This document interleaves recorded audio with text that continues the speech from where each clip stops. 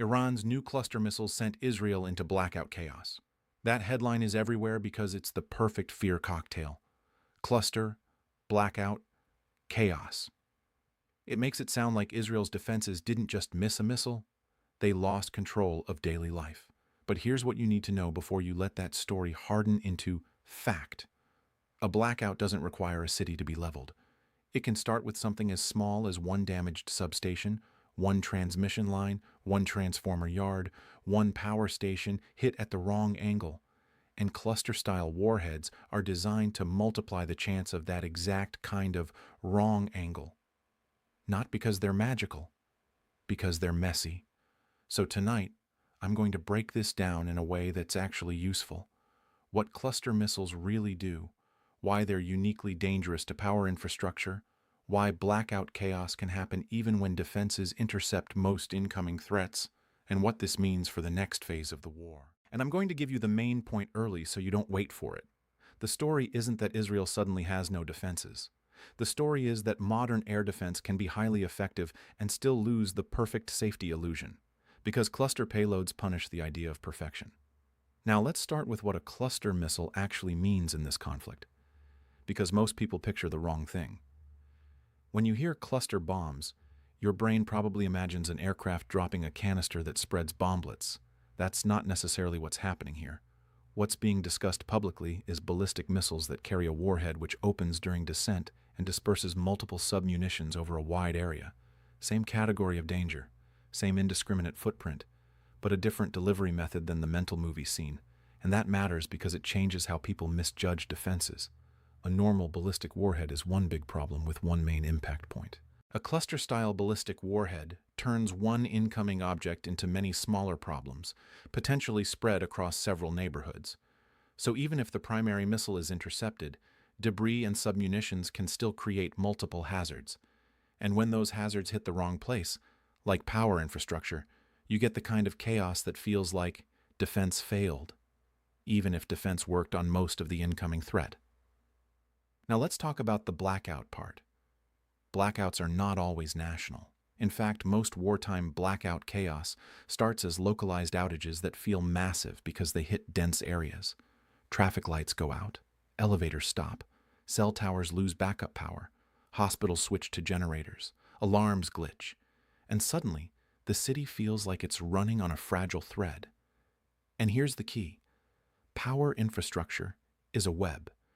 You don't have to destroy the whole web to cause chaos. You only have to cut the right strand. Now think about why cluster submunitions are a nightmare for that web. Because they increase the odds that at least one piece lands where it shouldn't. A transformer yard is a big target. A high-voltage line corridor is a big target. A substation is a big target. A power station is a big target. And you don't need a direct hit on a huge generator to create a blackout. You can damage switchgear. You can damage connection points. You can ignite fires that force shutdown procedures. You can create safety hazards that take time to clear before restoration teams even enter.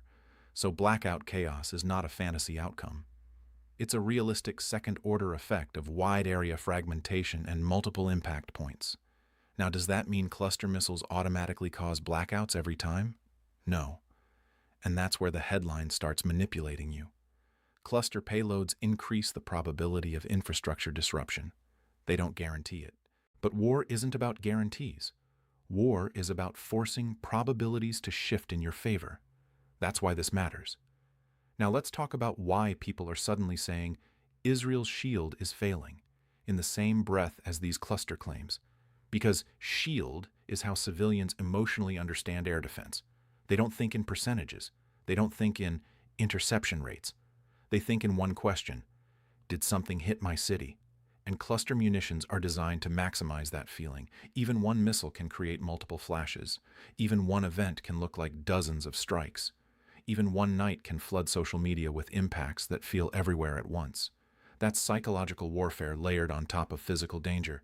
Now here's the part most people get wrong, and it's the reason the blackout chaos narrative spreads so fast. They treat air defense like it's supposed to be perfect. But no air defense in the world is perfect in a sustained, complex environment. Air defense is a filter, not a force field. A force field is on or off. A filter is probabilistic. And once you accept that, you stop getting emotionally whiplashed by every impact video. Because you realize something critical. A defense system can be doing its job, and you can still have a difficult night. Now, let's connect the dots. Why does a cluster-style missile make the night more difficult, even if defenses intercept most threats? 3 reasons. First, it multiplies the footprint. Instead of one hazard point, you have many. That stretches emergency response, and it increases the odds that something important gets hit. Second, it creates lingering danger. Some submunitions can fail to explode and remain hazardous. That means neighborhoods can't just go back to normal when the sirens stop. Cleanup becomes a second battlefield. Third, it amplifies confusion. People can't easily tell what they're seeing. An intercept, debris, a submunition impact, a secondary fire, or a normal explosion. Confusion makes rumors spread faster. Rumors create panic behavior. Panic behavior creates real harm, even beyond the blast. Now, you might be thinking, okay, but why does this matter strategically? Isn't this just more terror? It matters because power disruption changes everything about a society's ability to function under pressure. When you disrupt electricity, you disrupt communications, transportation, water systems, emergency services, and public confidence. And confidence is a strategic asset. If people start believing we can't keep the lights on, it creates political pressure instantly, not next month, tonight. That pressure doesn't just hit civilians, it hits leaders. And leaders under pressure are more likely to climb escalation ladders. Now we're at the real core of the story. If Israel experiences repeated localized blackouts linked to missile pressure, the war shifts from military targets into civil resilience. Because now the question isn't only, can we intercept? The question becomes, can we keep society functioning while we intercept? That's a different kind of war. And it's the kind of war attackers choose when they can't win a clean conventional contest. Now, let's address the word new in Iran's new cluster missiles. Are cluster-style warheads new as a concept? No, but what feels new is the way they're being used in dense urban contexts and the way they're being framed as a repeat tactic, not a one-off. And that's what you should actually pay attention to. Repeatability. Because one cluster event is a horrible incident, repeat cluster events become a strategy. And strategy is what changes how countries behave, how they deploy defenses, how they manage the home front, how they allocate interceptors, how they handle warning systems, how they protect infrastructure. Now, here's a pattern break, because this is where most videos lose people. If you want to know whether blackout chaos is a real shift or just one dramatic night, stop watching the loudest clips and watch these 3 signals instead. Signal 1. Duration. If the power disruption is real and significant, you'll see restoration timelines become part of the public story. Utilities communicate. Authorities give updates. The story doesn't vanish in 2 hours. Signal 2. Geography. If you see repeated disruption in the same grid corridors or the same critical infrastructure zones, it suggests the attacker is learning what matters and trying to repeat it. Signal 3. Posture change. This is the biggest one. If the threat to infrastructure is rising, you'll see behavior change, additional physical security, more redundancy measures, emergency generator emphasis, changes in civil defense guidance, and possibly changes in how air defense is prioritized around critical nodes. Because yes, defenders can prioritize. And that's another hard truth people don't like. In sustained missile warfare, defenses often move from try to stop everything to stop the most dangerous things. That means prioritizing population centers and critical infrastructure.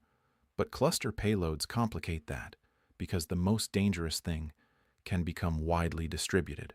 Now let's talk about what this means for the next phase. Because if this is becoming a pattern, it suggests 3 things at once.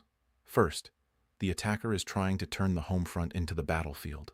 Second, the attacker is trying to raise the cost of defense. Third, the attacker is trying to break the illusion of control. And illusions matter, because deterrence isn't only about what you can do, it's about what people believe you can do.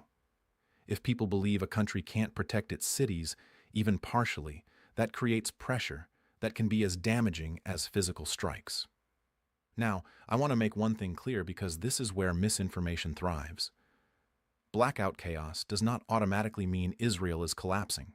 It does not automatically mean the shield is failing beyond repair. It means the war is moving into a phase where even small numbers of penetrations, or even wide-area debris events, can have outsized impact on daily life. And that's exactly the point of this kind of payload. Now, let's walk through the 3 most realistic paths forward from here. And I want you to hold all 3 in your head, because anyone selling you one guaranteed outcome is selling you a feeling. Path 1. The system adapts fast. Israel hardens critical nodes, improves redundancy, repairs quickly, and the blackout events become shorter and less disruptive. The fear spike fades, even if the threat remains. Path 2. Grinding disruption. This is the slow nightmare, not national collapse. Persistent localized chaos, repeated outages, repeated repairs, more stress on emergency services, more public fatigue.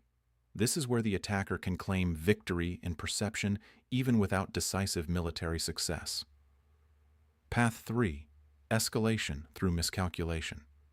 This is the dangerous one.